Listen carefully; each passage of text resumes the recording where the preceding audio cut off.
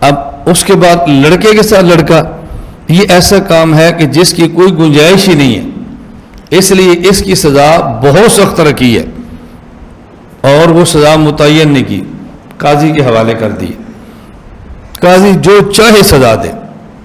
اب بات سمجھو، اگر لڑکا اور لڑکی غیر شادی شدہ ہیں، یہ زنا کر لیں تو سزا کتنی کم ہے؟ کوڑے مار دو، کوڑے مار دو۔ اور اگر لڑکا اور دوسرا لڑکا دونوں کنوارے ہیں اور بدفعلی کر رہے ہیں، ایک کرے یا دونوں کریں، اب ان کا چونکہ جرم سخت ہے نا، کہ ان کی سزا سخت ہے، قاضی کو چاہیے ان کو پہاڑ پر چڑھائے اور وہاں سے گرا دے، قاضی کو چاہیے کہ ان کو نیچے کھڑے اوپر دیوار مار دے، جو سزا سخت سے سخت دینا چاہے وہ دے۔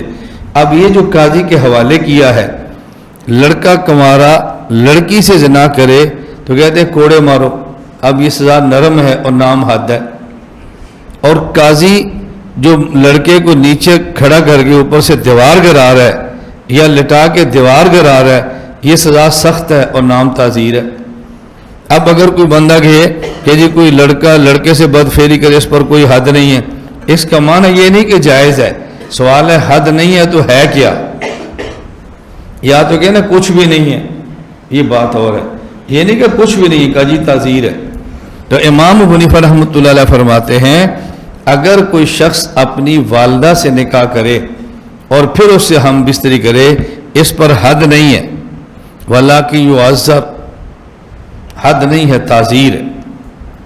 اور تعزیر قاضی کے حوالے ہے، وہ جتنی سخت سزا دینا چاہے وہ دے دے۔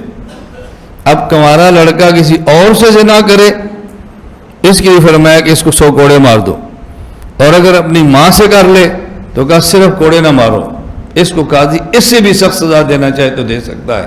تو امام صاحب اس کو بڑا جرم تصریح فرما رہے ہیں حد کا انکار کر کے، یا چھوٹا جرم فرما رہے ہیں؟ تو بڑا جرم کہہ رہے تھے۔